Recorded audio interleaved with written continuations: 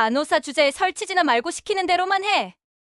한서연이 이지은의 뺨을 후려치는 소리가 복도에 메아리쳤다.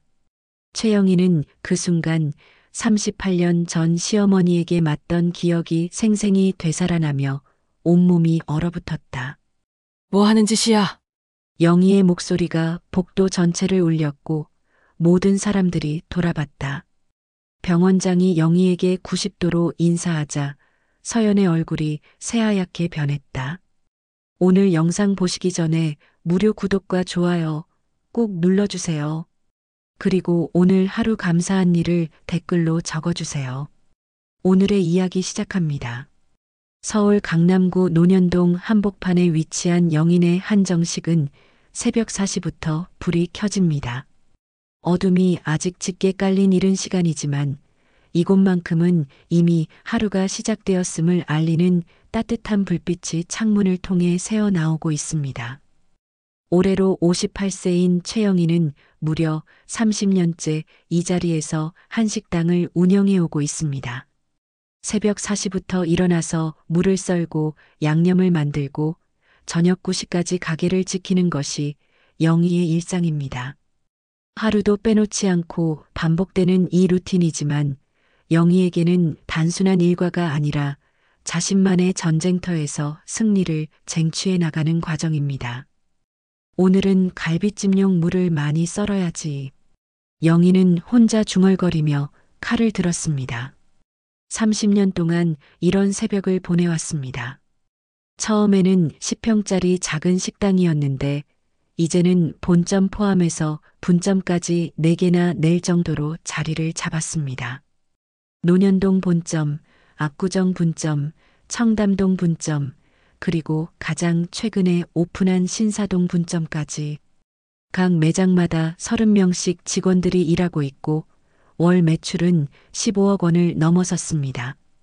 가게 벽에는 오래된 사진들이 빼곡히 걸려 있습니다.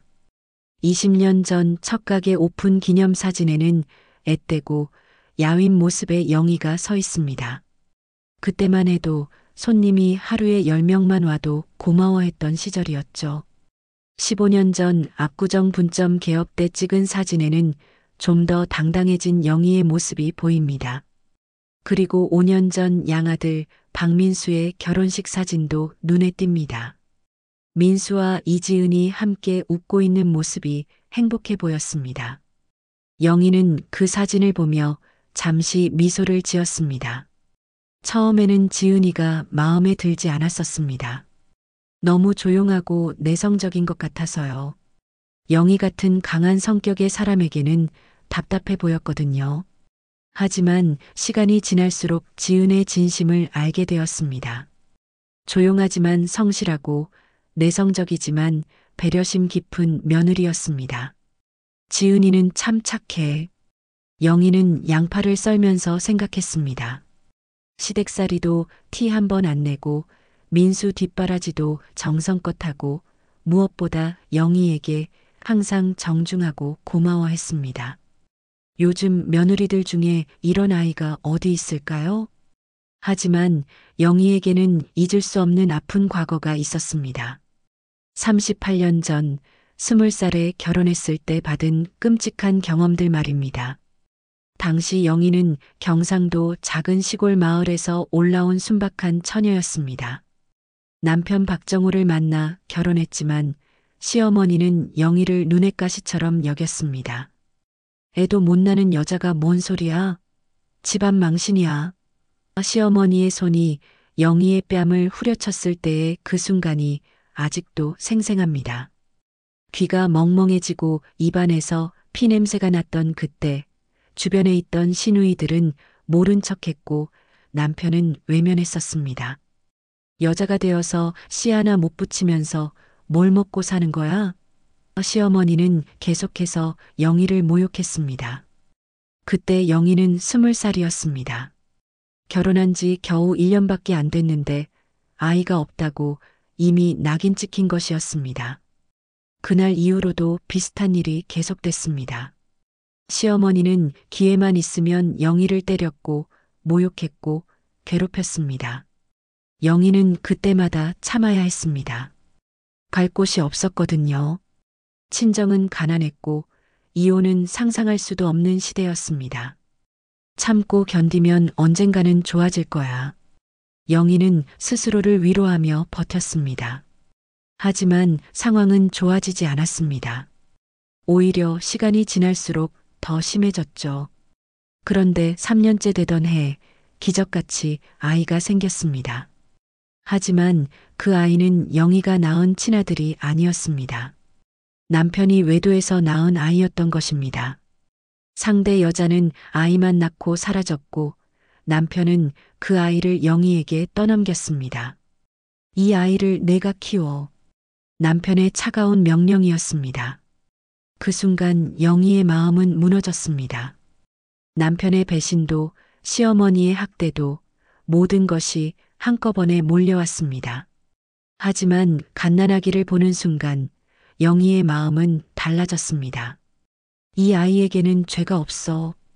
영희는 그렇게 다짐하며 민수를 자신의 친아들처럼 키웠습니다.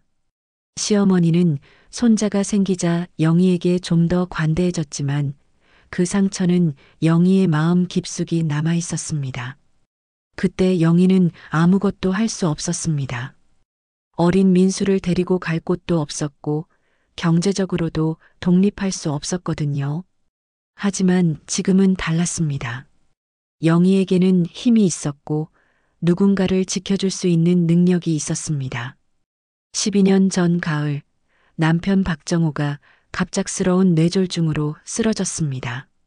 그날은 추석 전날이었고 비가 억수같이 내리던 밤이었습니다. 남편이 갑자기 머리가 아프다며 쓰러지는 것을 본 영희는 급히 119를 불렀습니다. 하지만 이 동네에는 제대로 된 대형 병원이 없었습니다. 가장 가까운 대학병원까지는 차로 50분이 걸렸는데 그날 교통사고로 길이 막혀 1시간 30분이나 걸렸습니다. 응급실에 도착했을 때는 이미 늦었습니다. 죄송합니다. 최선을 다했습니다만 의사의 말을 들었을 때 영희의 세상이 무너지는 것 같았습니다. 만약 20분만 일찍 오셨더라면 의사가 중얼거린 그 말이 영희의 가슴에 깊이 박혔습니다. 20분, 겨우 20분 차이로 남편을 잃은 것이었습니다. 그때 영희는 결심했습니다. 이런 일이 다시는 없어야 한다. 우리 동네에도 제대로 된 병원이 있어야 한다. 장례를 치른 후 영희는 김태환 병원장을 찾아갔습니다. 그는 이 지역에서 작은 내과 의원을 운영하고 있었는데 더 큰 병원을 지을 부지를 찾고 있다는 소문을 들었거든요. 제 땅을 쓰세요. 대신 조건이 있어요. 영희가 말했습니다. 무상임대입니다. 하지만 이 동네 사람들을 정성껏 치료해 주세요. 김태환 병원장은 놀랐습니다. 논현동 한복판 1,500평의 땅, 그 시세가 30억 원이 넘는다는 것을 알고 있었거든요. 정말 괜찮으십니까? 이 땅이 얼마나 귀한 땅인지. 괜찮아요. 제 남편 같은 사람이 다시는 없어야 하니까요. 그렇게 서울 메디컬 센터가 세워졌습니다. 영희의 남편에 대한 사랑과 이웃에 대한 배려로 만들어진 5층짜리 종합병원이었습니다. 내과, 외과, 정형외과, 소아과, 산부인과까지 갖춘 제대로 된 병원이었죠. 병원이 완공된 후 김태환 병원장은 영희를 찾아와 감사 인사를 드렸습니다. 여사님 덕분에 이 지역 주민들이 좋은 의료 서비스를 받을 수 있게 되었습니다. 정말 감사합니다. 감사할 건 없어요. 저도 이 병원 덕분에 마음이 편해졌으니까요. 영희는 그렇게 말했지만 속으로는 뿌듯함을 느꼈습니다. 남편의 죽음이 헛되지 않았다는 생각이 들었거든요. 이제 영희에게는 진정한 힘이 있었습니다. 경제력도 사회적 영향력도 그리고 무엇보다 38년 전과는 달리 누군가를 지켜줄 수 있는 능력이 생겼습니다. 앞으로 어떤 일이 일어나든 소중한 사람들을 지켜낼 준비가 되어 있었습니다. 서울 메디컬 센터 5층 수술실에서 이지은이 바쁘게 움직이고 있었습니다. 오늘도 어김없이 오전 7시부터 저녁 6시까지 빽빽한 수술 스케줄이 잡혀 있었습니다. 지은은 올해로 29세, 결혼한 지 4년째인 간호사였습니다. 지은 간호사, 다음 수술 준비됐나? 김주호 교수가 물었습니다. 네, 교수님. 모든 기구 멸균 완료했고 환자분도 준비 마쳤습니다. 지은이 차분하게 대답했습니다. 김 교수는 만족스러운 표정을 지었습니다. 지은만큼 믿을 만한 수술실 간호사가 드물었거든요. 4년 전 이 병원에 온 이후로 단 한 번도 실수한 적이 없었고 어떤 응급 상황에서도 당황하지 않고 침착하게 대처했습니다. 역시 지은 간호사야. 너 같은 간호사가 있으니까 수술이 편해. 김 교수가 스크럽을 하며 말했습니다. 지은은 부끄럽게 웃으며 수술 준비를 마저 했습니다. 이런 칭찬을 들을 때마다 가슴이 뿌듯했지만 동시에 부담감도 느꼈습니다. 항상 완벽해야 한다는 압박감 때문이었죠. 지은의 하루는 새벽 5시 30분에 시작됩니다. 먼저 일어나 남편 민수의 아침을 준비하고 시어머니 영희의 목까지 챙겨서 도시락을 싸줍니다. 병원에 도착하면 오전 7시부터 저녁 6시까지 수술실에서 보내고 퇴근 후에는 영희의 한정식 집에 들러 인사를 드린 후 집으로 돌아갑니다. 집에 도착하면 저녁 준비, 빨래, 청소까지 모든 집안일을 혼자서 해냅니다. 민수가 도와주려고 하면 괜찮아요. 제가 할게요라며 정중하게 거절합니다. 남편이 회사에서 고생하는데 집에서까지 힘들게 할 수는 없다고 생각했거든요. 지은아, 너무 무리하지 마. 민수가 걱정스럽게 말할 때마다 지은은 웃으며 대답했습니다. 괜찮아요. 저는 이런 게 좋아요. 가족을 위해 뭔가 할 수 있다는 게 행복해요. 정말로 지은에게는 가족이 전부였습니다. 어릴 때 부모를 일찍 여의고 고아원에서 자란 지은에게 민수와 영희는 처음으로 생긴 진짜 가족이었습니다. 지은이 민수를 처음 만난 건 5년 전 친구의 소개팅에서였습니다. 첫인상은 그저 그랬지만 대화를 나누면서 민수의 따뜻한 면을 발견하게 되었습니다. 특히 양어머니 영희 이야기를 할 때의 민수는 정말 효자 같아 보였습니다. 우리 어머니는 정말 대단한 분이야. 혼자서 한정식 집을 이렇게 크게 키우셨거든. 나도 어머니 같은 강한 사람이 되고 싶어. 민수의 말을 들으며 지은은 감동했습니다. 결혼 후 시어머니 영희를 처음 만났을 때는 솔직히 무서웠습니다. 30년간 사업을 해온 강인한 여성의 아우라가 만만치 않았거든요. 하지만 시간이 지나면서 영희의 따뜻한 면을 알게 되었습니다. 지은아, 너 많이 말랐네. 밥 제대로 안 먹지? 영희가 걱정스럽게 물으며 음식을 더 권할 때마다 지은의 마음은 따뜻해졌습니다. 고아원에서 자란 지은에게는 이런 관심과 사랑이 무척 소중했습니다. 어머니, 저 잘 먹고 있어요. 걱정 마세요. 지은은 항상 밝게 웃으며 대답했습니다. 영희도 처음에는 지은이 너무 조용하고 내성적인 것 같아 걱정했지만 지은의 성실함과 배려심을 알게 되면서 마음을 열기 시작했습니다. 우리 며느리는 참 착해. 요즘 이런 며느리가 어디 있어? 영희는 주변 사람들에게 지은 자랑을 자주 했습니다. 지은은 서울 메디컬 센터에서 일하게 된 것도 영희의 권유 때문이었습니다. 원래 지은은 강남의 한 대학병원에서 일하고 있었는데 결혼 후 영희가 제안했습니다. 지은아, 우리 병원에서 일해보는 게 어때?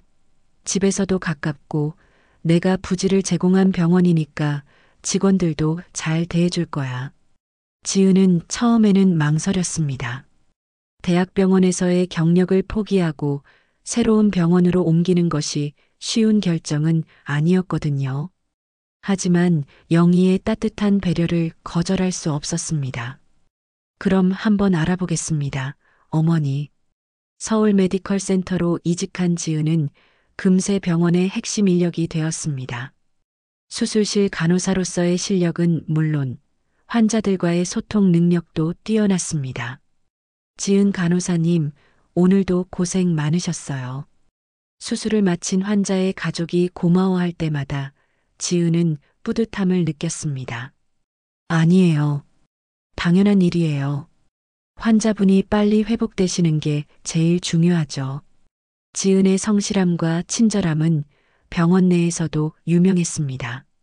동료들 사이에서도 인기가 좋아서 지은 선배를 따르는 후배들이 많았습니다. 하지만 지은에게는 누구에게도 말하지 못하는 비밀이 있었습니다. 바로 남편 민수의 빚을 혼자서 갚고 있다는 것이었습니다. 결혼 전 민수가 암호화폐 투자에 실패해서 8천만 원의 빚을 진 것을 지은은 결혼식 직전에 알게 되었습니다. 민수는 울면서 사과했고 지은은 부부가 되면 함께 해결해야죠라며 담담하게 받아들였습니다. 문제는 민수가 이 빚 때문에 너무 스트레스를 받는다는 것이었습니다. 잠도 제대로 못 자고 식욕도 잃어가는 민수를 보며 지은은 결심했습니다. 오빠, 이 빚은 제가 갚을게요. 오빠는 신경 쓰지 마세요. 그럴 수는 없어. 내 빚인데. 우리 부부잖아요. 그리고 오빠가 스트레스 받으면 저도 힘들어요. 제발 저한테 맡겨주세요. 결국 지은은 민수 몰래 빚을 갚기 시작했습니다. 평일에는 서울 메디컬 센터에서 일하고 주말에는 다른 병원에서 아르바이트를 했습니다. 때로는 밤근무까지 추가로 들어가며 돈을 모았습니다. 월요일부터 일요일까지 쉬는 날이 거의 없었지만 지은은 불평하지 않았습니다. 사랑하는 남편의 짐을 덜어주는 것이 기뻤고 조금씩이라도 빚이 줄어드는 것을 보면 뿌듯했습니다. 지은아, 너 요즘 너무 바쁘지 않아? 주말에도 일하고. 민수가 걱정스럽게 물어볼 때마다 지은은 웃으며 대답했습니다. 괜찮아요. 젊을 때 열심히 해야죠. 나중에 아이 낳으면 일하기 힘들 수도 있잖아요.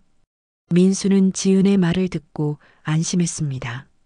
자신의 빚을 아내가 대신 갚고 있다는 사실은 전혀 모른 채 말입니다. 지은은 가끔 피곤할 때면 거울을 보며 스스로를 다독였습니다. 조금만 더 힘내자.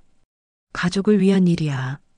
그런 지은의 모습을 본다면 누구라도 감동할 만큼 건강하고 희생적이었습니다.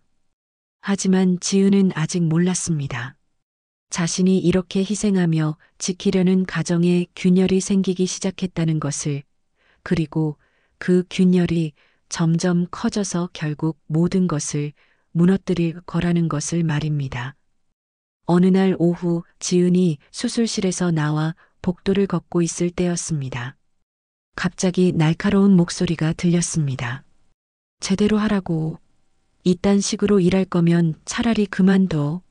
지은이 고개를 돌려보니 한서연 수간호사가 누군가를 혼내고 있었습니다. 평소 서연은 까다롭고 성격이 독한 것으로 유명했지만 오늘따라 더 심해 보였습니다. 지은은 그저 지나치려 했지만 서연의 다음 말에 걸음을 멈췄습니다.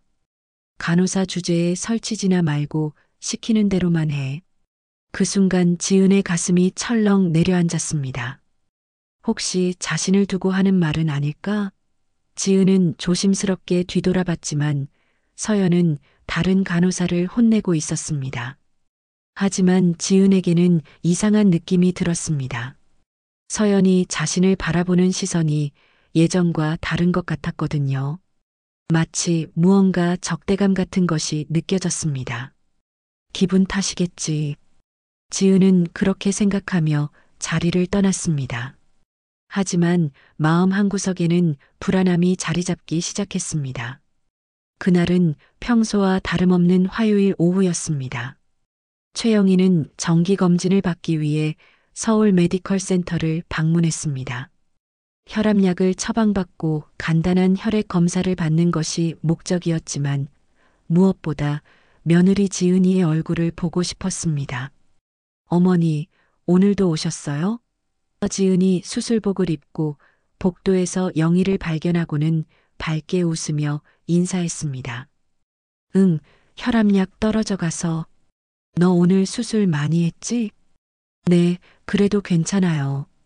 김 교수님 수술이라 어렵지 않았어요. 지은의 얼굴을 보니 확실히 많이 피곤해 보였습니다. 요즘 들어 더 야윈 것 같기도 하고요. 영희는 마음이 쓰였지만 지은이 괜찮다고 하니 더 이상 묻지 않았습니다. 그럼 검진 받고 올게. 너도 너무 무리하지 마. 네, 어머니. 조심히 다녀오세요. 영희가 내과로 향하던 중이었습니다. 갑자기 복도 끝에서 큰 소리가 들렸습니다. 제대로 하라고. 이딴 식으로 일할 거면 차라리 그만둬. 목소리가 날카롭고 거칠었습니다. 영희는 호기심에 그쪽으로 고개를 돌렸습니다. 간호사 스테이션 앞에서 키가 크고 인상이 강한 여자가 누군가를 혼내고 있었습니다. 그런데 혼나고 있는 사람이 바로 지은이었습니다. 지은은 고개를 푹 숙이고 서 있었습니다. 평소 당당하고 자신 있던 모습과는 전혀 달랐습니다. 죄송합니다. 다시 확인하겠습니다. 지은의 목소리가 작고 떨리고 있었습니다. 주변에 있던 다른 간호사들과 환자들이 모두 그 광경을 지켜보고 있었는데도 아무도 말리지 않았습니다. 마치 일상적인 광경인 것처럼요. 그 여자의 명찰을 보니 한서연 수간호사라고 적혀 있었습니다. 30대 중반쯤 되어 보이는데 눈매가 매섭고 표정이 차가웠습니다. 약 정리도 제대로 못하면서 뭘 하겠다고. 간호사 주제에 설치지나 말고 시키는 대로만 해. 그 말을 들은 순간 영희의 가슴에서 뜨거운 것이 치밀어 올랐습니다. 분노였습니다. 간호사 주제라는 말이 특히 거슬렸습니다. 사람을 직급으로 차별하는 것도 화가 났지만 무엇보다 지은이 당하고 있는 모습을 보는 것이 참을 수 없었습니다. 그런데 그 순간 더 충격적인 일이 벌어졌습니다. 서연이 지은에게 한 발 더 다가가더니 갑자기 손을 들었습니다. 짝! 하는 소리와 함께 지은의 뺨이 돌아갔습니다. 그 소리가 복도 전체에 메아리 쳤습니다. 영희는 그 순간 숨이 멎는 줄 알았습니다. 지은은 뺨을 맞고도 아무 말하지 않았습니다. 그저 고개만 더 깊이 숙였을 뿐이었습니다. 뺨이 빨갛게 달아올라 있었지만 눈물도 흘리지 않았습니다. 마치 익숙한 일인 것처럼요. 다음번에 또 이런 실수하면 가만 안 둘 줄 알아. 서연이 차갑게 말하고는 돌아서서 걸어갔습니다. 주변 사람들은 여전히 아무 말 없이 지켜보기만 했습니다. 그 순간 영희의 머릿속에 38년 전 기억이 생생하게 떠올랐습니다. 영희가 20살 신부였을 때 시어머니 방에서 무릎 꿇고 앉아있던 그날의 기억 말입니다. 여자가 되어서 씨 하나 못 붙이면서 뭘 먹고 사는 거야? 시어머니의 손이 영희의 뺨을 후려쳤을 때의 그 소리. 똑같은 소리였습니다. 짝 하는 그 소리.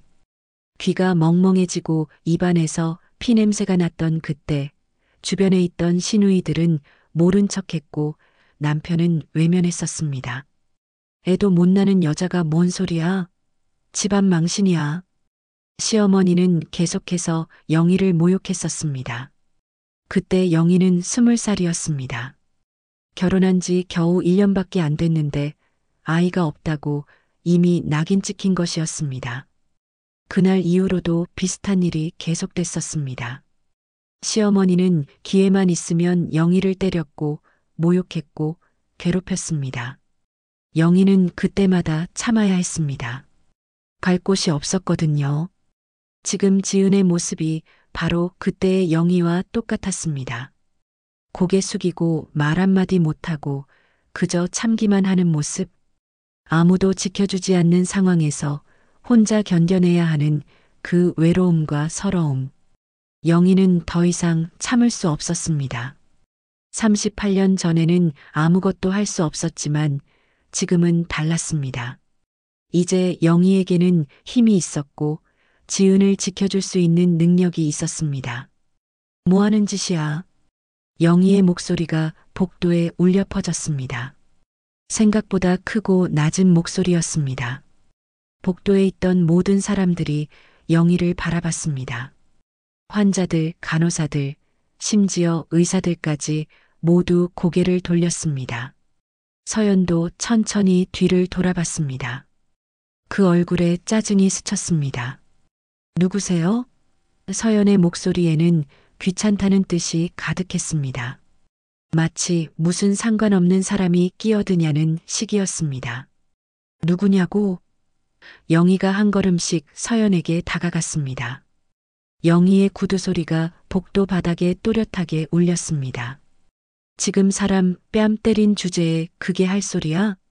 서연의 얼굴에 어이없다는 표정이 떠올랐습니다. 눈썹을 찌푸리더니 팔짱을 꼈습니다. 어르신, 여기 병원이에요. 환자가 아니시면 나가세요. 이건 직원들 문제니까 상관하지 마시고요. 직원들 문제라고? 영희의 목소리가 한 옥타브 올라갔습니다. 사람 뺨 때리는 게 직원 문제라고? 그럼 경찰서 가서도 그렇게 말할 수 있어? 서연이 뒤로 한 걸음 물러섰습니다. 영희의 기세에 눌린 것 같았습니다. 하지만 여전히 당당한 척하며 말했습니다. 어르신, 일의 경위를 모르시니까 그러시는 거예요. 이 사람이 실수를 해서 실수했으면 말로 하지 왜 때려? 영희가 서연의 손목을 잡았습니다. 생각보다 차갑고 뼈만 앙상한 손목이었습니다. 이 손 다시는 사람한테 대지 마. 어르신, 이거 폭행이에요. 서연이 소리를 지르기 시작했습니다. 경비 아저씨, 여기 이상한 사람이 있어요. 그 소리에 복도가 더욱 시끄러워졌습니다. 환자들이 웅성거리고 간호사들이 모여들기 시작했습니다. 지은은 여전히 고개를 숙이고 있었습니다. 뺨이 빨갛게 부어올라 있었지만 아무 말도 하지 않았습니다. 마치 자신 때문에 이런 소동이 벌어진 것을 미안해하는 것 같았습니다. 바로 그때였습니다. 최 여사님. 멀리서 익숙한 목소리가 들렸습니다. 정장을 입은 중년 남자가 급하게 걸어오고 있었습니다. 김태환 병원장이었습니다. 김태환 병원장은 50대 중반의 온화한 인상을 가진 사람이었습니다. 12년 전 영희가 땅을 무상으로 임대해 주기로 했을 때부터 지금까지 꾸준히 인사를 드리고 있었습니다. 그는 영희를 보자마자 허리를 깊이 숙이며 다가왔습니다. 아이고, 여사님 어쩐 일이십니까? 연락도 없이 오시고. 김태환 병원장의 목소리에는 존경과 당황이 섞여 있었습니다. 그는 영희 앞에서 90도로 허리를 숙였습니다. 주변이 순식간에 조용해졌습니다. 웅성거리던 환자들도 수군거리던 간호사들도 심지어 복도를 지나가던 의사들까지 모두가 멈춰서 이 광경을 바라보고 있었습니다. 병원장이 어떤 할머니에게 이렇게 깎듯이 인사하는 모습을 보는 것은 처음이었거든요. 서연의 얼굴이 새하얗게 변했습니다. 영희의 손목을 잡고 있던 손을 급히 뿌리치며 입을 벌린 채로 영희와 병원장을 번갈아 봤습니다. 방금까지 이상한 사람이라고 불렀던 그 할머니에게 병원장이 이렇게 극진히 예의를 표하고 있는 것이었습니다. 병원장님, 이분이 누구세요? 서연이 떨리는 목소리로 물었습니다. 얼굴에서 혈색이 완전히 빠져 있었습니다. 방금 전의 당당함은 온데간데 없었습니다. 김태환 병원장이 당황한 표정으로 영희와 서연을 번갈아 봤습니다. 상황을 파악하려고 하는 것 같았습니다. 영희는 천천히 서연에게 다가갔습니다. 구두 소리가 조용한 복도에 또렷하게 울렸습니다. 내가 누군지 알고 싶어? 영희의 목소리는 낮고 차분했습니다. 하지만 그 안에 담긴 위압감은 상당했습니다. 서연이 입술을 다렸지만 소리가 나오지 않았습니다. 이 병원 땅 주인이다. 영희의 말이 복도에 울려 퍼졌습니다. 주변 사람들이 웅성거리기 시작했습니다. 병원 땅 주인이라니. 그럼 이 할머니가 바로 그 유명한 최 여사님이구나. 이 병원에서 일하는 사람들은 모두 알고 있었습니다. 이 병원이 무상으로 임대받은 땅 위에 세워졌다는 것을, 그리고 그 땅의 주인이 최 여사님이라는 것을. 하지만 대부분은 그분을 직접 본 적이 없었습니다. 병원장만 가끔 만날 뿐이었거든요. 네, 이 병원 부지를 여사님이 무상으로 임대해 주신 겁니다. 김태환 병원장이 급하게 설명했습니다. 주변 사람들의 웅성거림이 더 커졌습니다. 무상임대라니, 그럼 이 할머니가 얼마나 대단한 분인지 알만했습니다. 서연은 완전히 말문이 막혔습니다. 방금까지 나가라고 했던 상대가 이 병원의 실질적인 주인이었던 것입니다. 땅을 무상으로 빌려주지 않았다면 이 병원 자체가 존재하지 않았을 것이니까요. 여사님, 무슨 일이 있었습니까? 김태환 병원장이 조심스럽게 물었습니다. 주변의 시선을 의식해서 목소리를 낮췄습니다. 하지만 영희는 목소리를 낮출 생각이 없었습니다. 이 간호사가 내 며느리 뺨을 쳤어요. 영희의 말이 복도에 또렷하게 들렸습니다. 환자들 보는 앞에서 말이에요. 그 말을 듣자마자 김태환 병원장의 얼굴이 굳어졌습니다. 상황의 심각성을 깨달은 것 같았습니다. 병원장은 서연을 쏘아보더니 목소리를 낮춰 말했습니다. 한수 간호사, 지금 당장 원장실로 와보세요. 원장님, 저는. 서연이 변명하려고 했지만 병원장이 손을 들어 막았습니다. 지금 당장. 서연이 비틀거리며 원장실 쪽으로 걸어갔습니다. 얼굴이 창백해져 있었고 손이 떨리고 있었습니다. 주변 사람들이 모두 그 모습을 지켜보고 있었는데 방금까지의 당당한 모습은 완전히 사라져 있었습니다. 그런데 그 순간 영희는 이상한 것을 봤습니다. 복도 끝에서 누군가가 이 상황을 지켜보고 있었습니다. 익숙한 뒷모습이었습니다. 영희가 고개를 돌려 자세히 보려고 했을 때 그 사람이 급하게 몸을 돌려 엘리베이터 쪽으로 사라졌습니다. 잠깐이었지만 영희는 그 사람이 누구인지 알 것 같았습니다. 민수였습니다. 영희의 양아들 박민수 말입니다. 그런데 왜 평일 오후 3시에 병원에 있는 것일까요? 회사에 있어야 할 시간인데요. 어머니, 지은이 조심스럽게 영희 옆으로 다가왔습니다. 아직도 뺨이 빨갛게 달아올라 있었습니다. 괜찮아? 영희가 걱정스럽게 물었습니다. 네, 어머니가 더 놀라셨죠? 지은의 목소리는 여전히 작았습니다. 이 아이는 자기가 맞았으면서도 영희를 걱정하고 있었습니다. 지은아, 저 수간호사가 너한테 이런 일을 자주 해? 영희가 조심스럽게 물었습니다.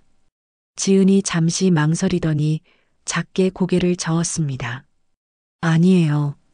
한서연 선배는 그냥 좀 까다로우세요. 까다롭다는 표현으로는 설명이 안 되는 일이었습니다. 사람을 때리는 것은 까다로운 게 아니라 폭력이었거든요. 그런데 지은은 여전히 서연을 감싸려고 하고 있었습니다. 마치 자신이 잘못한 것처럼 말이죠. 영희는 계속해서 복도 끝을 바라봤습니다. 분명히 민수였습니다. 그 뒷모습, 그 걸음걸이, 심지어 입고 있던 회색 정장까지 민수가 평소 즐겨 입던 것이었습니다. 그런데 왜 급하게 숨었을까요? 어머니를 보고도 인사하지 않고 도망치듯 사라진 이유가 뭘까요? 지은아, 민수가 이 병원에 온 적 있어? 영희가 물었습니다. 지은이 고개를 갸웃했습니다. 민수 오빠가요? 아니요.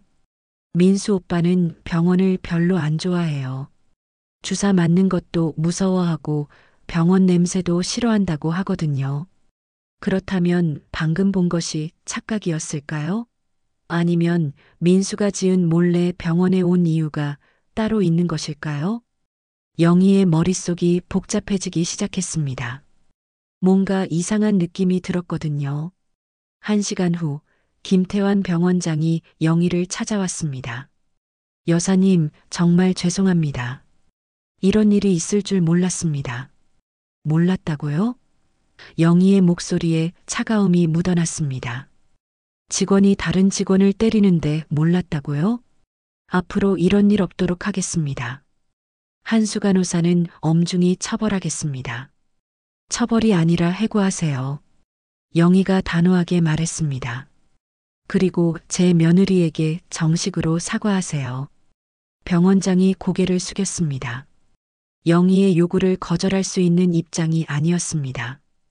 그날 오후 영희는 지은을 집으로 보낸 후 혼자 병원 로비에서 기다렸습니다. 민수가 정말 여기 있었는지 확인하고 싶었거든요. 2시간 정도 기다려봤지만 민수는 나타나지 않았습니다. 하지만 영희는 포기하지 않았습니다. 뭔가 수상한 냄새가 났거든요. 집으로 돌아가는 길에 영희는 민수에게 전화를 걸어봤습니다. 민수야, 뭐해? 회사에서 일하고 있어요. 왜요? 오늘 오후에 병원 근처에 있었어? 병원이요? 아니요. 오늘 하루 종일 회사에 있었는데요. 민수의 대답은 너무 빨랐습니다. 마치 미리 준비해둔 답변 같았어요. 그리고 목소리도 평소와 달랐습니다. 약간 떨리고 있는 것 같았어요. 그래, 그럼 착각이었나 보네. 네, 아마 그러실 거예요. 전화를 끊고 나서 영희는 더욱 의심스러워졌습니다. 분명히 민수였는데 왜 거짓말을 하는 걸까요? 그날 밤 영희는 잠을 이루지 못했습니다.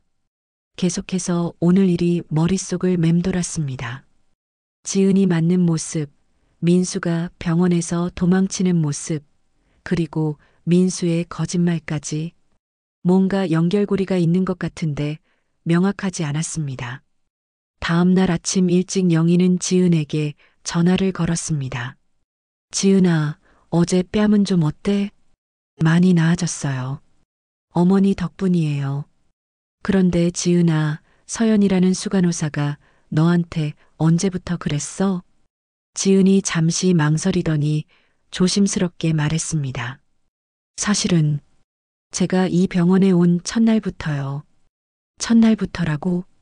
네. 제가 실수를 많이 해서 그런 것 같아요. 서연 선배가 저를 못마땅하게 생각하시는 것 같아요. 영희는 화가 났습니다. 4년 동안 지은이 그런 괴롭힘을 당하고 있었다는 뜻이었거든요. 그럼 왜 진작 말하지 않았어? 어머니께 걱정 끼쳐드리고 싶지 않았어요. 그리고 제가 참으면 되는 일이니까요. 참으면 되는 일이라고? 사람을 때리고 모욕하는 것이 참으면 되는 일이라고? 영희는 38년 전 자신의 모습을 보는 것 같았습니다. 그때도 영희는 참으면 된다고 생각했었거든요. 지은아, 너 혹시 다른 고민도 있어? 영희가 조심스럽게 물었습니다. 지은이 잠시 망설이더니 한숨을 쉬었습니다. 사실 어머니께 말씀드릴 게 있었어요. 뭔데? 민수 오빠 일 때문인데요. 영희의 가슴이 쿵 내려앉았습니다. 역시 민수와 관련된 문제가 있었던 것입니다. 민수가 뭘 했는데? 아니에요. 뭘 한 건 아니고. 사실 결혼 전에 민수 오빠가 투자 실패로 빚을 졌었어요. 빚? 영희는 처음 듣는 얘기였습니다. 얼마나? 8천만 원 정도요. 제가 지금 갚고 있어요. 내가 갚고 있다고? 영희의 목소리가 올라갔습니다. 왜 내가 남편 빚을 갚아야 해? 부부니까요. 힘들 때 함께 해야죠. 그리고 민수 오빠도 모르게 하고 있어요. 부담스러워 할까 봐서요. 영희는 어이가 없었습니다. 민수는 자기 빚을 아내가 대신 갚고 있는지도 모르고 있다는 뜻이었습니다. 그래서 내가 야근을 그렇게 많이 하는 거구나. 네. 그리고 주말에는 다른 병원에서 아르바이트도 해요. 지은은 남편 몰래 이중으로 일하면서 남편의 빚을 갚고 있었던 것입니다. 그런데도 집에서는 아무 티 내지 않고 민수 뒷바라지까지 정성껏 하고 있었고요. 지은아, 그럼 너는 언제 쉬어? 영희가 마음 아픈 목소리로 물었습니다. 괜찮아요. 젊을 때 고생은 사서도 한다고 하잖아요. 지은은 웃으며 대답했지만 목소리에 피곤함이 묻어났습니다. 영희는 가슴이 답답했습니다. 이 착한 아이가 왜 이런 고생을 혼자 감당해야 하는 걸까요? 남편 빚까지 대신 갚으면서 병원에서는 괴롭힘까지 당하고, 그런데도 시어머니에게는 한마디 불평 없이 오히려 걱정 끼친다며 미안해하고, 지은아, 내가 그 돈 갚아줄게. 어머니, 안 돼요. 그건 제가 할 일이에요. 뭔 소리야? 내 아들 빚진데 왜 며느리가 갚아? 하지만 됐어요. 내일 당장 은행 가서 정리하자. 전화를 끊고 나서 영희는 한참 생각에 잠겼습니다. 민수가 이런 상황을 정말 모르고 있을까요? 아니면 알면서도 모른 척하고 있는 걸까요? 어느 쪽이든 용서할 수 없는 일이었습니다. 그 이후로 며칠 동안 영희는 병원 주변을 관찰했습니다. 핑계는 늘 있었습니다. 혈압약 지으러, 무릎이 아프다고, 소화가 안 된다고. 사실은 민수가 정말 병원에 오는지, 그리고 서연과 무슨 관계인지 확인하고 싶었던 것입니다. 며칠 관찰한 결과 놀라운 패턴을 발견했습니다. 민수는 매주 화요일과 목요일 오후 2시 30분경에 병원 근처에 나타났습니다. 정확히 지은이 오후 수술로 가장 바쁜 시간이었습니다. 그리고 그 시간에 맞춰 서연도 휴게 시간을 가졌습니다.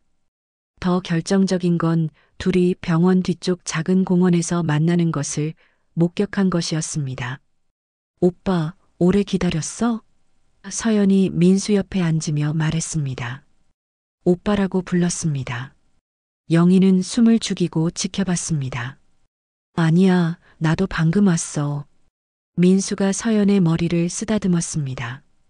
영희의 온몸이 얼어붙었습니다. 이게 대체 무슨 상황인 걸까요? 며느리는 병원에서 근무하고 있는데 남편은 다른 여자와 공원에서 만나고 있다니. 그것도 그 여자는 며느리를 괴롭히는 수간호사라니. 영희는 더 이상 참을 수 없었습니다. 하지만 아직은 확실한 증거가 필요했습니다.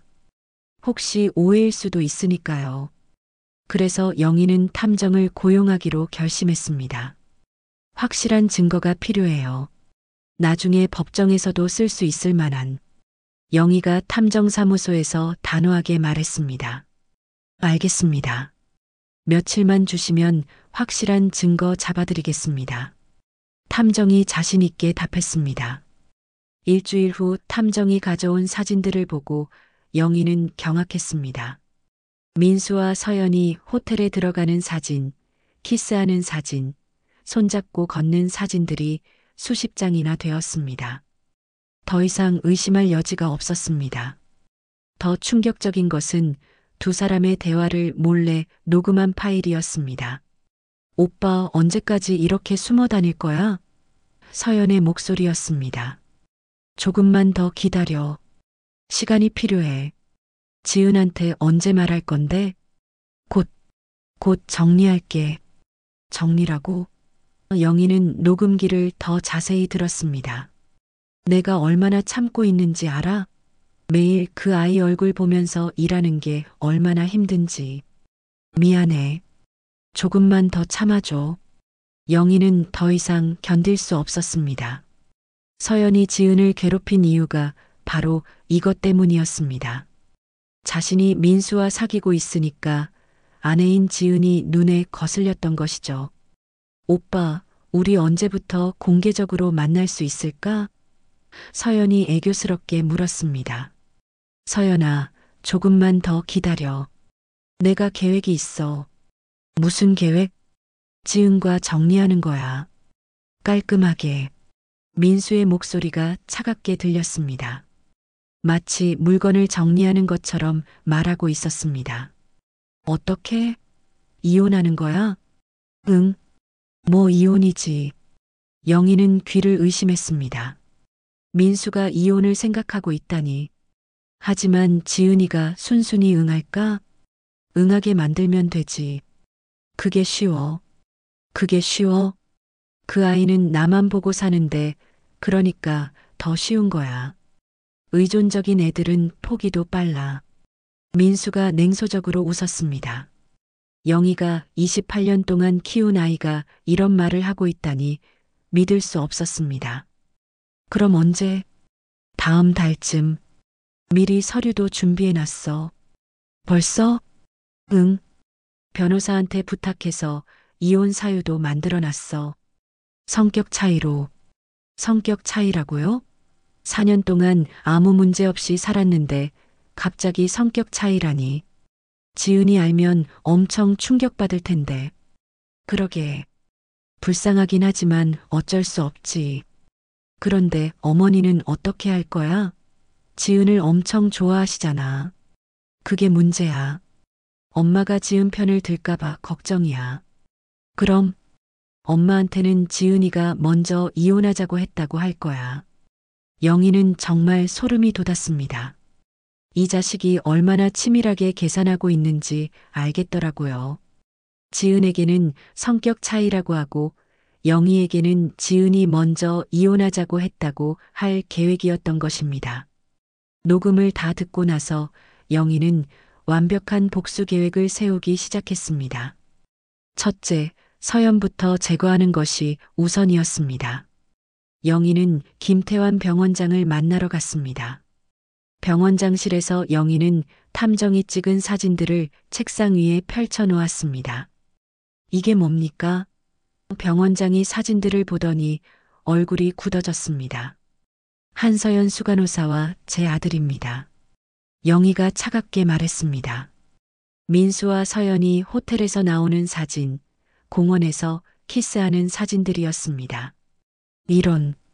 병원장이 한숨을 쉬었습니다. 그런데 문제는 이게 아니에요. 영희가 다른 서류를 꺼냈습니다. 서연이 제 며느리를 괴롭히는 이유가 이것 때문이라는 겁니다. 영희는 지은이 당한 일들을 자세히 설명했습니다.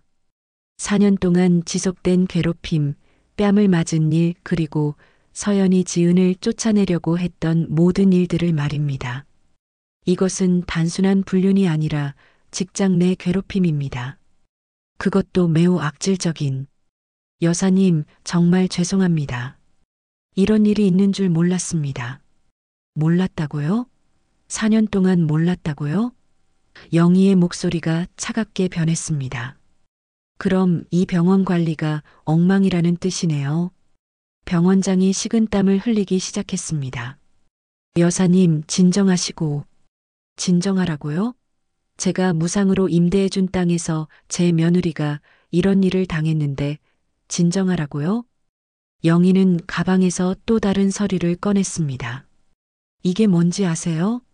뭡니까? 다른 병원들이 제게 보낸 임대 제안서들이에요. 월 8천만 원씩 내겠다는 곳도 있어요. 병원장의 얼굴이 창백해졌습니다. 월 8천만 원이면 연간 9억 6천만 원입니다. 지금까지 무상으로 쓰던 땅이 그 정도 가치가 있다는 뜻이었습니다. 여사님, 설마 서연을 당장 해고하세요. 그리고 제 며느리에게 정식으로 사과하세요.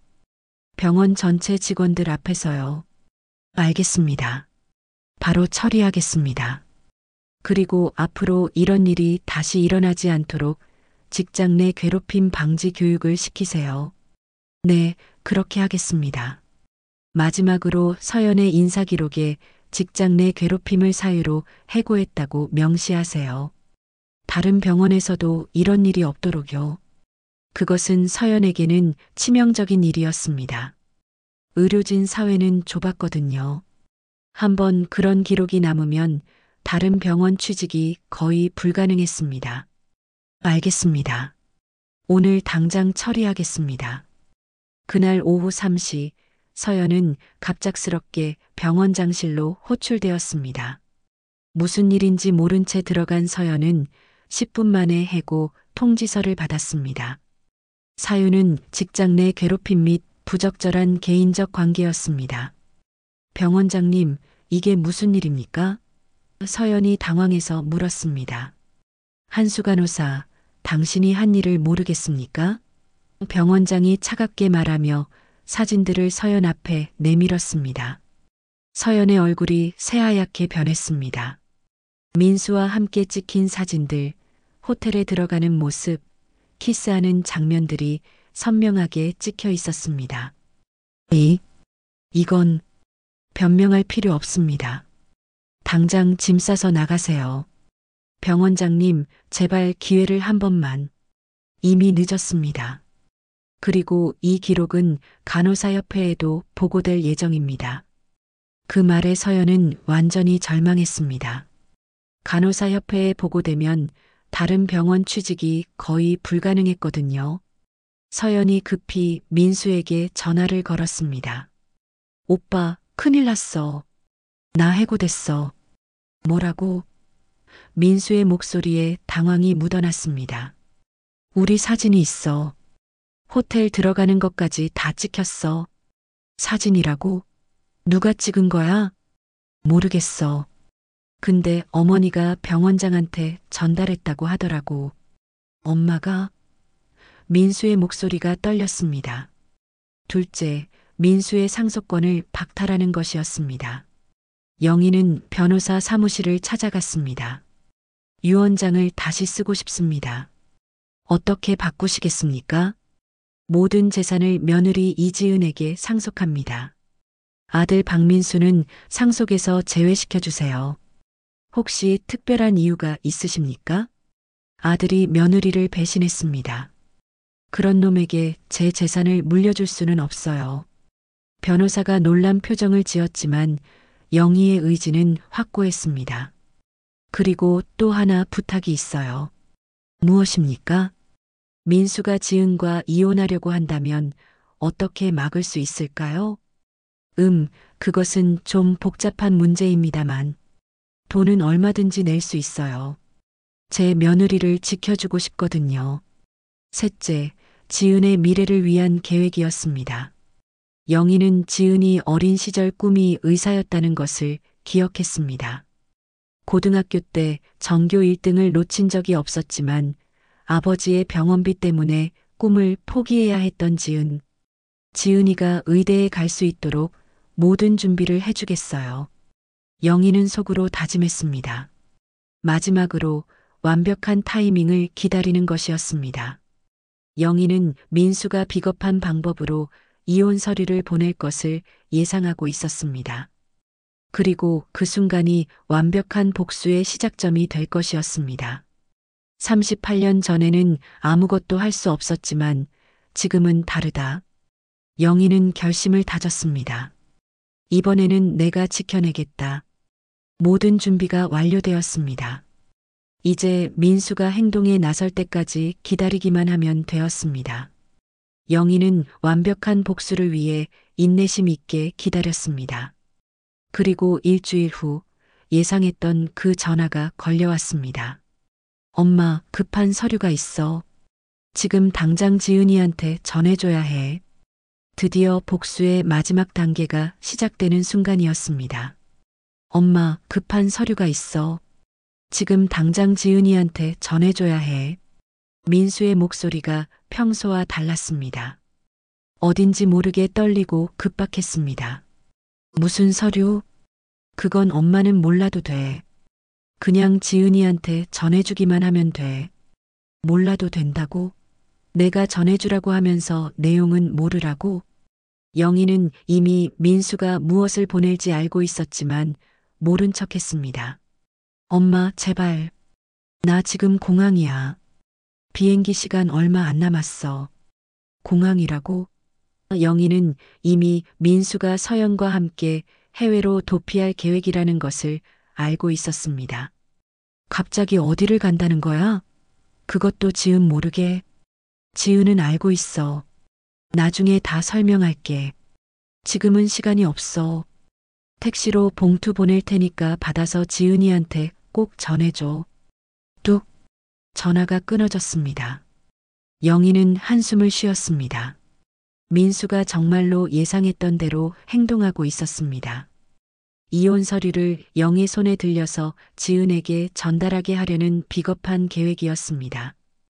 1시간 후 택시가 왔습니다. 기사 아저씨가 두꺼운 갈색 서류 봉투를 건네주었습니다. 묵직했습니다.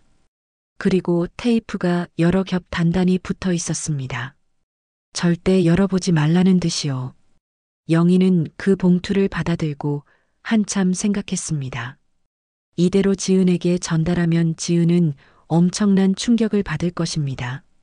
38년 전 영희가 그랬던 것처럼요. 하지만 이번에는 달랐습니다. 영희가 지은을 지켜줄 것이었습니다. 병원으로 가는 길에 영희는 변호사에게 전화를 걸었습니다. 지금부터 제가 말하는 대로 해주세요. 지은을 보호할 모든 준비를 해두었죠? 네, 모든 준비가 완료되었습니다. 좋아요. 이제 실행에 옮깁시다. 병원에 도착하니 지은이 간호사실에서 환자 차트를 정리하고 있었습니다.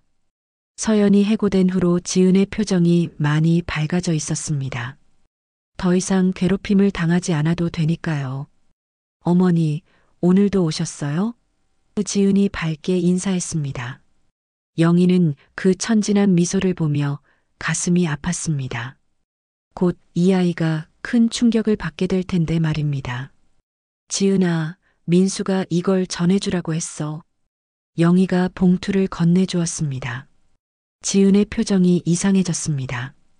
민수 오빠가요? 뭐라고 했어요? 급한 서류라고만 했어. 그리고 지금 공항에 있다고 하더라. 공항이요?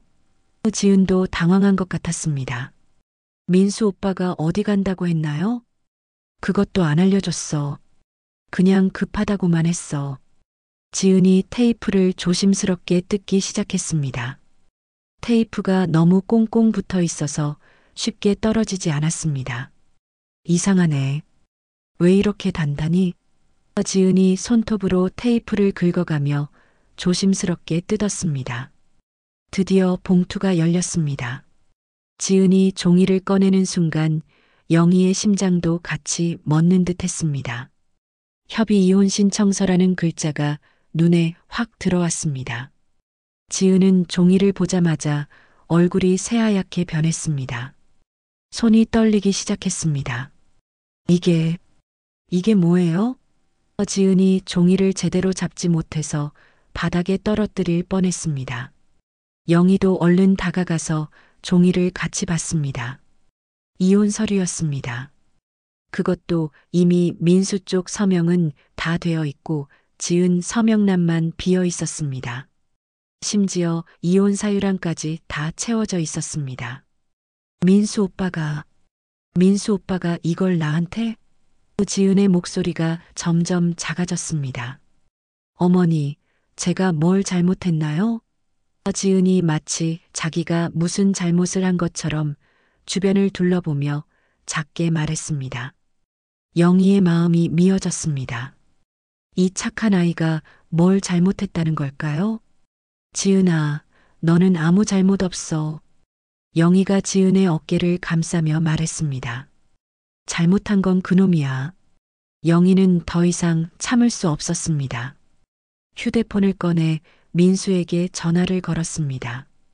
한참 후에 받았습니다. 뒤에서 웅성거리는 소리와 안내 방송이 들렸습니다. 정말 공항에 있는 것 같았습니다. 엄마, 민수야, 너 지금 뭐 하는 거야? 뭐가? 이혼 서류를 엄마 손에 들려서 며느리한테 주라고? 이게 사람이 할 짓이야? 영희가 소리치자 민수는 잠시 말을 못했습니다. 그리고 한참 후에 중얼거리듯 말했습니다. 엄마가 전해주면 지은이가 반발 못할 줄 알았어. 그 말에 영희는 정말 소름이 돋았습니다. 이 자식이 얼마나 치밀하게 계산했는지 알겠더라고요. 민수는 알고 있었습니다. 지은이 영희를 얼마나 존경하고 무서워하는지를요. 만약 민수가 직접 이혼 서류를 줬다면 지은이 울면서 매달렸을 것입니다. 하지만 시어머니인 영희가 전해주면 지은은 감히 영희에게 따질 수 없을 것이라고 생각한 것입니다. 민수야, 너 정말 내 아들 맞아? 영희의 목소리가 떨렸습니다. 28년 동안 키운 아이가 이렇게 비겁할 줄은 몰랐어. 엄마, 저도 어쩔 수 없었어요. 사랑은 어쩔 수 없는 거잖아요. 사랑이라고? 영희가 비웃었습니다.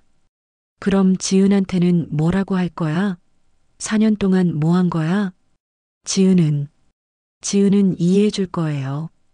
이해해 달라고? 이 자식이 정말 미쳤나 봐. 그 순간 뒤에서 여자 목소리가 들렸습니다. 자기야, 면세점 구경하자. 향수 사고 싶어. 영희의 온몸에 소름이 돋았습니다. 그 목소리 분명히 서연이었습니다. 민수야, 지금 옆에 누구 있니? 아무도 없어요. 거짓말하지 마. 분명히 서연이 옆에 있지. 민수가 말을 못했습니다. 이미 들킨 상황이었습니다. 너 지금 서연이랑 해외여행 가는 거야? 이혼 서류 던져주고 도망가는 거야? 영희의 목소리가 복도 전체에 울렸습니다. 엄마, 제발 이해해 주세요. 이해? 뭘 이해해? 며느리 배신하고 다른 여자랑 도망가는 걸 이해하라고? 저희는 진심이에요. 지은과는 처음부터 맞지 않았어요. 맞지 않았다고? 그럼 왜 결혼했어? 4년 동안 뭐 한 거야? 그때는 몰랐어요. 진짜 사랑이 뭔지. 영희는 더 이상 들을 수 없었습니다. 진짜 사랑이라고? 남의 남편 꼬셔가는 게 진짜 사랑이야? 전화 너머로 서연의 목소리가 또 들렸습니다. 오빠, 빨리 와. 탑승 시작했어. 민수야, 잘 들어. 너는 이제 내 아들 아니야. 호적에서 빼버릴 거야. 그리고 내 재산도 한 푼 못 받을 거고. 엄마, 그건 너무하잖아요. 너무해. 며느리 배신하고 다른 여자랑 도망간 놈이 뭘 너무하다고 하니? 저는 이혼하고 정식으로 결혼할 건데요. 정식으로 결혼? 웃기네. 너 지은한테 8천만 원 빚 갚게 하고 있었지? 민수가 완전히 말문이 막혔습니다. 그것도 다 알고 있어. 지은이 야근하고 아르바이트 하면서 내 빚 갚고 있는 거 다 알아. 엄마, 그건 어떻게 알았냐고? 다 알고 있어. 너희가 언제부터 만났는지, 얼마나 자주 만났는지, 호텔에 몇 번 갔는지까지 다 알아. 호텔이요? 응. 사진도 다 있어. 탐정 고용해서 찍었거든. 영희가 차갑게 말했습니다. 엄마, 그럼 이제야 걱정되니? 늦었어. 엄마, 제발 한 번만. 한 번만? 지은한테도 한 번만 기회를 줬어야지. 엄마, 저는 정말, 너는 정말 뭐, 사랑한다고? 그런 사랑으로 지은 가슴에 못을 박았어. 영희의 목소리가 점점 높아졌습니다. 너 알고 있어? 지은이가 너 때문에 얼마나 고생했는지. 저는 몰랐어요. 몰랐다고? 아내가 야근하고 아르바이트 하는데 몰랐다고? 그럼 넌 뭐 했어? 서연이랑 놀았지? 민수가 아무 대답을 못했습니다. 민수야, 내가 28년 동안 키운 게 너였는데 정작 내 마음을 알아주는 건 지은이었어. 영희의 목소리에 슬픔이 묻어났습니다. 너는 내가 낳은 친아들이 아니야. 내 아버지가 밖에서 데려온 애지. 그런데도 내가 28년 동안 정성껏 키웠어. 민수가 아무 말 못했습니다. 이 사실을 처음 듣는 것은 아니었지만 이런 상황에서 듣게 되니 더욱 충격적이었습니다. 그런데 너는 뭘 했니? 내가 아끼는 며느리를 배신하고 나까지 속였어. 엄마, 저는 이제 그만해. 너는 내 인생에서 지워버릴 거야. 엄마, 제발. 서연한테 가서 잘 살아. 하지만 다시는 내 앞에 나타나지 마. 영희가 전화를 끊으려는 순간 민수가 다급하게 말했습니다. 엄마, 잠깐만요. 지은은 괜찮아요? 괜찮다고? 지금 옆에서 울고 있는데 괜찮다고? 제가 지은한테 사과할게요. 사과? 지금 와서? 영희가 비웃었습니다. 너는 이미 공항에 있잖아. 서연이랑 해외여행 가면서 무슨 사과야? 엄마, 저 후회하고 있어요. 후회? 들키니까 후회하는 거지? 그 순간 공항 안내방송이 크게 들렸습니다. 탑승 마감 5분 전입니다. 서연의 목소리도 들렸습니다. 오빠, 진짜 가야 해. 비행기 놓쳐. 민수야, 가려면 가. 하지만 돌아올 생각은 하지 마. 엄마, 지은은 내가 지킬 거야. 너 같은 놈한테 상처받지 않게. 영희가 단호하게 말하고 전화를 끊었습니다. 전화를 끊고 나서 영희는 지은을 돌아봤습니다. 지은은 이혼 서류를 들고 멍하니 앉아 있었습니다. 눈물이 뚝뚝 떨어지고 있었지만 소리는 내지 않고 있었습니다. 지은아. 영희가 조심스럽게 지은 곁으로 다가갔습니다. 어머니, 저 정말 몰랐어요. 민수 오빠가 왜 갑자기. 지은아, 이건 내 잘못이 아니야. 영희가 지은의 어깨를 감싸며 말했습니다. 잘못한 건 그 자식이고 그리고 서연이라는 여자야. 하지만 이혼 서류를 보냈다는 건 제가 뭔가 부족했다는 거잖아요. 영희의 가슴이 미어졌습니다. 이 착한 아이는 아직도 자기 잘못이라고 생각하고 있었습니다. 지은아, 들어봐. 민수가 지금 서연이랑 해외여행 갔어. 네. 지은이 고개를 들었습니다. 서연 선배와요? 응. 둘이 바람났어. 나도 며칠 전부터 눈치채고 있었어. 지은은 잠시 말을 못했습니다. 마치 무슨 말인지 이해하지 못하겠다는 표정이었습니다. 바람이요? 민수 오빠가 서연 선배와. 내가 직접 봤어. 공원에서 키스하는 것까지. 지은이 주저앉았습니다. 의자에 털썩 앉더니 고개를 떨궜습니다. 그럼 서연 선배가 저한테 그렇게 한 이유가. 응, 널 쫓아내려고 한 거야. 자기가 민수와 사귀고 있으니까. 지은이 울기 시작했습니다. 이번에는 소리내서 울었습니다. 그 순간 영희는 40년 전이 떠올랐습니다. 남편이 바람 피운다는 소문이 동네에 퍼졌을 때 사람들이 영희를 보던 그 시선들 말입니다. 지은아, 울지 마. 너는 아무 잘못 없어. 잘못한 건 그 자식들이야. 어머니, 저는 정말 민수 오빠를 사랑했어요. 진심으로요. 알아. 처음으로 가진 가족이었어요. 부모님도 일찍 돌아가시고 혼자 살아왔는데 민수 오빠와 결혼하면서 처음으로 가족이 생겼다고 생각했어요. 그리고 어머니도. 지은이 말을 잇지 못하고 다시 울기 시작했습니다. 그런데 그 사람이 저를 버리고 다른 사람과. 지은아, 그 사람은 너를 버릴 자격도 없는 놈이야. 영희가 단호하게 말했습니다. 너는 그런 놈보다 훨씬 소중한 사람이거든. 그날 밤 영희는 지은을 자신의 집으로 데려갔습니다. 혼자 있게 둘 수는 없었거든요. 지은아, 너 어린 시절 꿈이 뭐였지? 꿈이요? 어린 시절부터 갖고 있던 꿈이야. 지은이 잠시 망설이더니 작은 목소리로 말했습니다. 의사요. 의사가 되고 싶었어요. 그럼 의대가. 영희가 단호하게 말했습니다. 의대가요? 내가 학비 댈게. 생활비도. 어머니, 그런 건. 왜 안 돼? 내가 번 돈 내가 쓰고 싶은데 쓰는 거야. 그리고 넌 그럴 자격이 있어. 지은이 잠시 망설이더니 조심스럽게 말했습니다.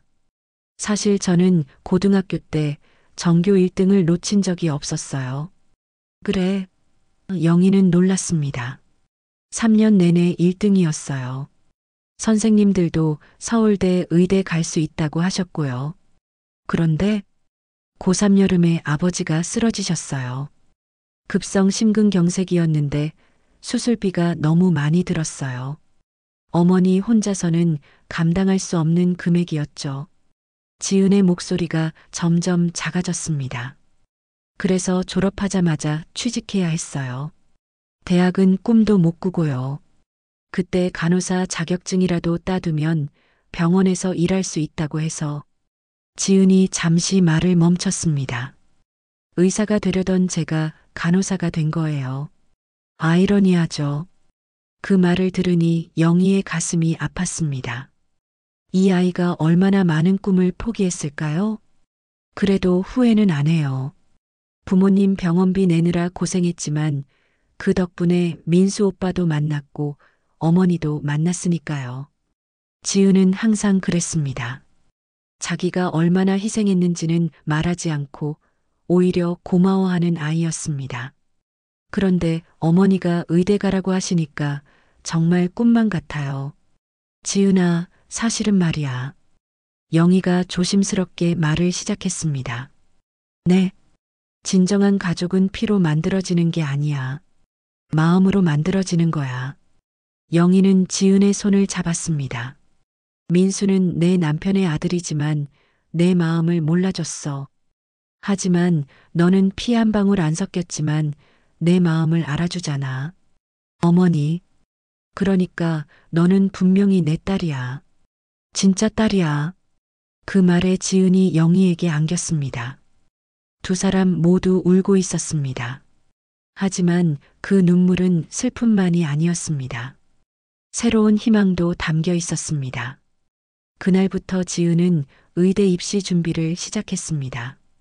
처음에는 어려웠지만 예전의 실력이 조금씩 되살아났습니다.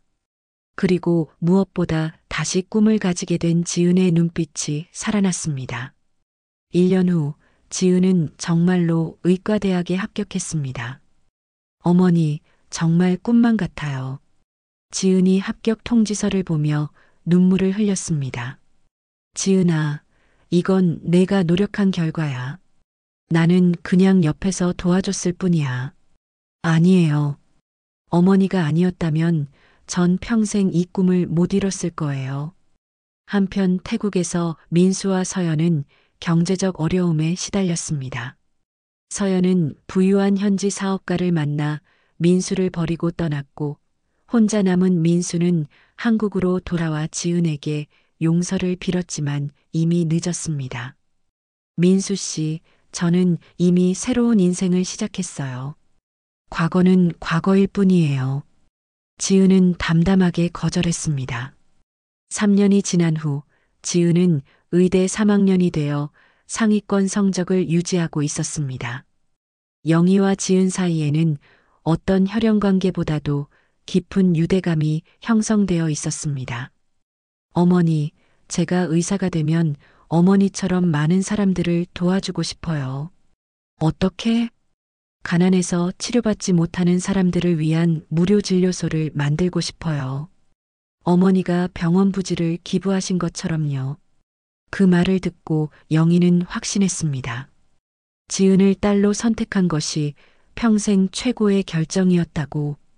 이 아이는 민수보다 훨씬 더 훌륭한 사람이 될 것이라고. 서연은 간호사 자격이 박탈된 채 병원 청소부로 일하고 있었고 민수는 여전히 어려운 생활을 하고 있었습니다. 영희는 하늘을 올려다보며 생각했습니다. 가장 아픈 일이 가장 큰 선물을 가져다 주기도 한다는 인생의 역설을요. 민수의 배신이 없었다면 지은과 이렇게 깊은 관계를 맺지 못했을 테니까요. 진정한 복수는 가해자를 무너뜨리는 것이 아니라 피해자가 더 큰 행복을 찾는 것이라는 깨달음과 함께 영희와 지은은 서로를 지켜주는 진짜 가족이 되어 새로운 미래를 향해 나아갔습니다. 진정한 가족은 피가 아니라 마음으로 만들어진다. 이것이 영희가 깨달은 인생의 진리였습니다. 그리고 그 진리는 지은과 함께하는 새로운 삶 속에서 매일 증명되고 있었습니다. 여러분, 오늘 이야기 어떠셨나요? 여러분의 생각을 댓글에 달아주세요. 더 많은 이야기를 위하여 구독과 좋아요 꼭 부탁드립니다.